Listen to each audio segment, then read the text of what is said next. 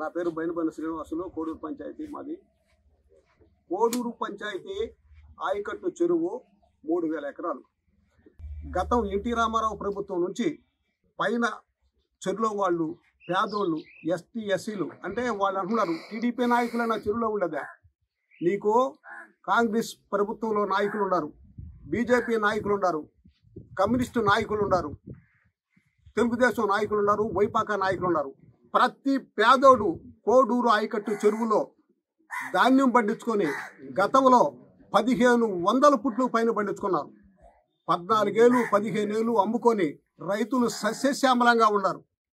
ఈ వైపాకా ప్రభుత్వం వచ్చిన తర్వాత ఈ రైతులందరినీ సర్వనాశనం చేయాలని ఈ వైపాకా నాయకులు చెరువులో సోమశర్ల డ్యాంలో ఉండే నీళ్ళని తెచ్చి కోడూరు చెరువు మీద దోసి కోడూరు చెరువు వాళ్ళు అభివృద్ధి కాదు చేసింది, కోడూరు చెరువుని సర్వనాశనం చేశారు.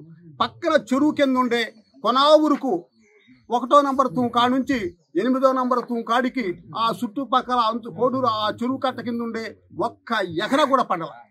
అంత అలుగుబారిపోయి భ్రష్టు బట్టి సర్వనాశనం అయిపోయింది. వీళ్ళు వచ్చిన తర్వాత కోడూరు చెరువు సర్వనాశనమైంది. ఇప్పుడు మా గవర్నమెంట్ వచ్చిన తర్వాత ఈ సంవత్సరం కూడా సుమారు 1000 పుట్లు పైన రైతులు పండించుకున్నారు. వాళ్ళు అంటున్నారు టీడీపీ నాయకులు ఆ కోడూరు పండించుకునేదా? ప్రతి నాయకుడు, ప్రతి పేదోడు టీడీపీ నాయకుడు కాదు, ప్రతి పేదోడు ఎస్టీలు ఉన్నారు, ఎస్సీలు ఉన్నారు, బీసీలు ఉన్నారు, మైనార్టీలు ఉన్నారు, అందరూ కలిసి పండించుకుంటారు. నిజంగా మీరు అభివృద్ధి చేస్తే రాండి, ఈరోజు ముక్కంటమ్మ దేవాలయం కాడికి వచ్చి మేము ప్రమాణం చేస్తాం. మీరు తప్పు చేశారా, మేము తప్పు చేస్తున్నామా? అవగాహన లేకుండా మాట్లాడబకండి. ఏదో నోరు ఉందలే, ఏదో మాట్లాడిస్తే పద్దులే, ప్రెస్ మీట్లో కూర్చున్నాంలే అంటే కాదు. రండి, నేను సవాల్ చేసి చెప్తున్నా. కోడూరు గ్రామంలో ఉండే వైపాకా నాయకులకి అందరికీ నేను సవాల్ చేస్తున్నా. ముక్కంటమ్మ దేవాలయం కాడికి వచ్చి మీరు తప్పు చేశారో మేము తప్పు చేశారో కూర్చొని తెలుసుకుందాం. అక్కడికి వస్తారు, ప్రజలందరూ వస్తారు అక్కడికి. అప్పుడు మిమ్మల్ని చీకొడతారో మమ్మల్ని చీకొడతారో చూద్దాం. రండి, సవాల్ చేస్తున్నా నేను. మా నాయకుడు జమీందారు కుటుంబరావు శ్రీనివాస మహల్ అమ్ముకున్నాడు, పేడూరులో పొలాలు అమ్ముకున్నాడు, అల్లిపురంలో పొలాలు అమ్ముకొని ఈరోజు ఏదో ఉన్నాడు. కానీ మీ నాయకుడు కింద స్థాయి నుంచి పై స్థాయి వరకు వచ్చి 1000 కోట్లు పెట్టి ప్యాలెస్ కట్టించాడు.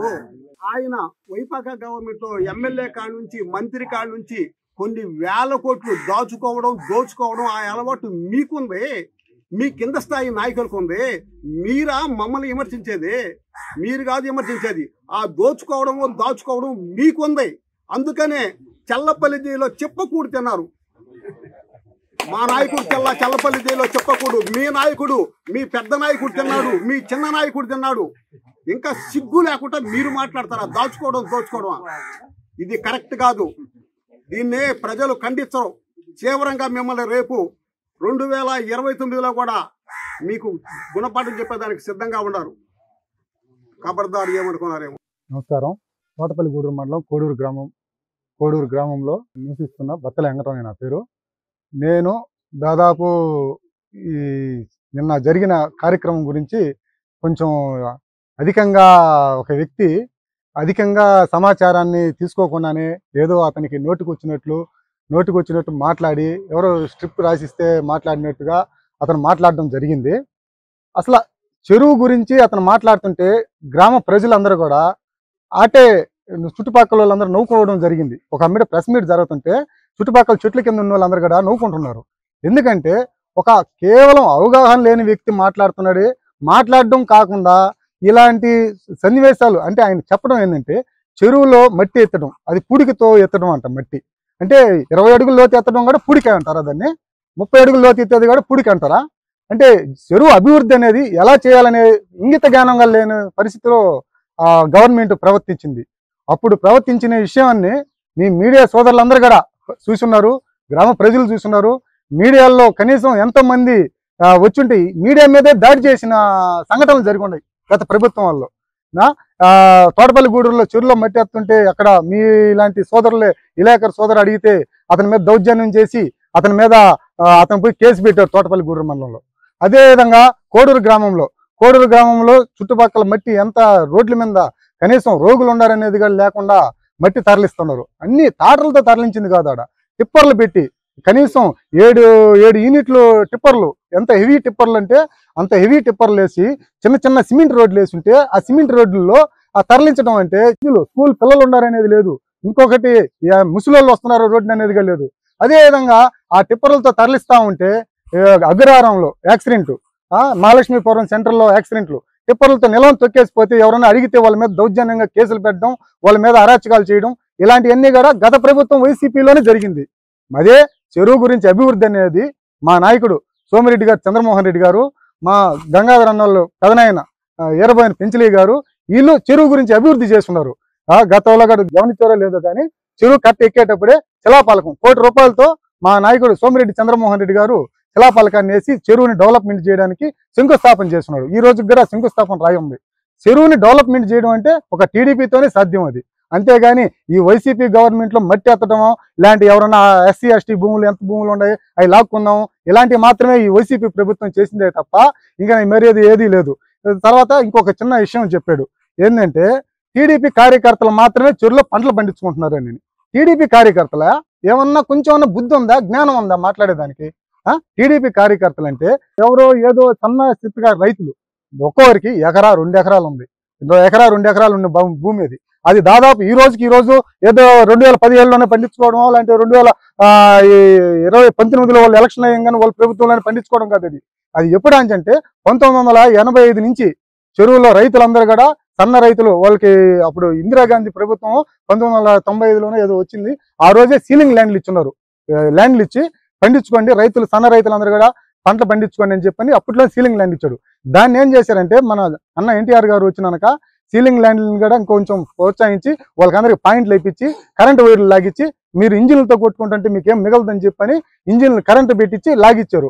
అప్పటి నుంచి కూడా ఇప్పటి వరకు కూడా ఏ గవర్నమెంట్ కూడా చెరువుల జోలికి పోలా, రైతుల జోలికి పోలా, రైతులను ఇబ్బంది పెడుతుంటే ఎవరు కూడా సహించలా, కనీసం అందరు కూడా ప్రోత్సహించారు. మట్టి మేము తోలుకొని ఎవరికి కూడా డబ్బులకి అమ్మలేదు అని చెప్పని అన్నారు. మట్టి తోలుకొని అమ్ముకోకుండా ఉంటే మన కోడూరు సబ్ స్టేషన్కి ఎదాలం పెద్ద లేవేట్ వేస్తున్నారు. దానికి మన కాకాని గోవర్ధన్ రెడ్డి గారి వాళ్ళ బంధువులేనని చెప్పని, వాళ్ళ మామగారులే అని చెప్పని, ఆ రోజు ఏ బండి పోతున్నా కానీ ఆడికి ఎవరు అడగడానికి లేదని చెప్పని ఆ విధంగా కనీసం ఒక 100 ట్రాక్టర్లు 100 టిప్పర్లు పెట్టి మొత్తం మట్టి తీసుకొచ్చి ఆ ఫ్లాట్ అంతా కూడా మోకాట్లో నీళ్ళలో ఉన్న ఫ్లాట్ని కనీసం 4 అడుగులు హైట్ లేపారు. ఇదంతా ఫ్రీగా తోలేరా? ఇదేనా అంటే పుడికి తీయడం అనేది? దాన్నే అంటారా పుడికి తీయడం? ఇలాంటి సంఘటనలు కనీసం ఎన్నో ఇలాంటి చెప్పుకుంటా పోతుంటే ఎన్నో ఉన్నాయి. ఎస్సీ ఎస్టీ భూములను కూడా ఎన్నో అరాచకాలు చేస్తున్నారు. ఇప్పుడు మన తోటపల్లిగూడూరు పోలీస్ స్టేషన్ కాడికి ఒక్కసారి రికార్డు పరిశీలిస్తే తోటపల్లిగూడూరులో పోలీస్ స్టేషన్లో మట్టి ఎత్తుకుంటా పోయి ఎన్ని బుకింగ్ అయి ఉండే కేసులు అంటే కొన్ని కేసులు ఫైల్ చేశారు, కొన్ని కేసులు ఫైల్ చేయాల. అలాగా కనీసం ఎవరైతే తీసుకోబోన్నారంటే గత వైసీపీ ప్రభుత్వంలోనే ఇలాంటి అరాచకాలు జరిగి కనీసం రికార్డు పరిశీలిస్తే కనీసం 100 కేసులు బయటకు వస్తాయి. ట్రాక్టర్లు కానీ, టిప్పర్లు కానీ, జేసీబీలు కానీ ఇలాంటి కేసులు కూడా వస్తున్నాయి. ఎందుకంటే జనాలు అందరూ కూడా అప్పటికి మైనింగ్ డిపార్ట్మెంట్ వాళ్ళకి అందరికీ తెలియపరిచినా కానీ ఎవరు స్పందించేది లేదు. ఇలాంటి పరిస్థితి మన కోడూరు చెరువుకి గురించి ఉంది. ఈ రోజు మొన్న స్వయంగా వచ్చాడు చెరువుల కాడికి వచ్చి రైతులు పండించుకుంటున్నారా లేదా అని చెప్పని వచ్చి చెరువును పరిశీలించడం జరిగింది. పరిశీలించి ఒక్కొక్కరికి ఎంత ఆదాయం వస్తుంది, ఎంత పంట పండించారు ఏంది అని చెప్పని దానికి ఒక ఎస్టిమేషన్ తయారు చేశాడు. ఎస్సీ ఎస్టీ భూములు మీరు చేసిన ఘనకార్యం ఏంటంటే ఎస్సీ ఎస్టీ భూముల్ని కుంభకోణం చేసి 20 అడుగుల లోతు సెప్ట కంపెనీ వెంటనే మీరు ఈ రోజు నేను చెప్పేది కాదు, మీరు స్వయంగా చూడండి, ఛాలెంజ్ చేస్తున్నా, నేను రుజువు చూపిస్తా, ఎన్ని అడుగుల లోతు మట్టి ఎత్తున్నారో అనేది నేను చూపిస్తా. ఇదిగో ఆ రోజుల్లో నేను కంప్లైంట్ ఇచ్చిన ఎవరికి స్పందనలో కంప్లైంట్ ఇస్తే స్పందనలోకి విజిలెన్స్ వాళ్ళు అందరూ వచ్చారు. వచ్చి ఇంత ఇదిగో తెల్లగా ఉండేదాన్ని పుడికి తీయడం అంటారా? చెప్పండి, ఎవరైనా కానీ తెల్లగా మట్టి ఉంటే దాన్ని పుడికి తీయడం అంటారా? పుడికి తీయడం అంటే ఏంది? పేరుడు మట్టి అరగానంలో నీళ్లు నిలబెట్టుకునేదానికి ఆ పేరుడు మట్టి తీసుకొని కొంచెం పాయింట్లకి కొంచెం ఉంటే అరగంలో ఉంటే కొంచెం నీళ్లు ఎక్కువ అవుతుంది అని చెప్పిన ఉద్దేశంతో ఆ పుడికలు తీసుకుంటారు. 200-300 మీటర్ల దూరంలో కూడా పుడికలు ఎత్తేసామని చెప్పనేసి మట్టి అమ్మకు తిన్నాం తప్ప ఇక వేరే ఉద్దేశం అయితే లేదు. ఇలాగా రైతుల్ని, సన్న రైతు కాడిని కూడా మనం గవర్నమెంట్ లో సోమిరెడ్డి చంద్రమోహన్ రెడ్డి గారు గమనించినంత విధానం ఈ నాయకులకు లేదు. అలాంటిది పైర్లు పంటలు వేసుకున్న వాళ్ళందరినీ కూడా పండించుకోకూడదనే ఉద్దేశంతో 2019లో ఎలక్షన్లో గెలిచిన వెంటనే చెరువు నిండా నీళ్లు పెట్టడం జరిగింది. చెరువు నిండా నీళ్లు పెట్టి ఆ వాటర్ అంతా కూడా పైర్లు రైతుని సన్న రైతుని చెరువులోకి దిగనీయకుండా చేశారు. అదేవిధంగా ఈ రోజు 2019 అయిపోయిన మాట 21-22లోనే చెరువును ఆరకట్టడం, మట్టి ఎత్తుకోవడం ఇలాంటి సన్నివేశం చేశారు వాళ్ళు.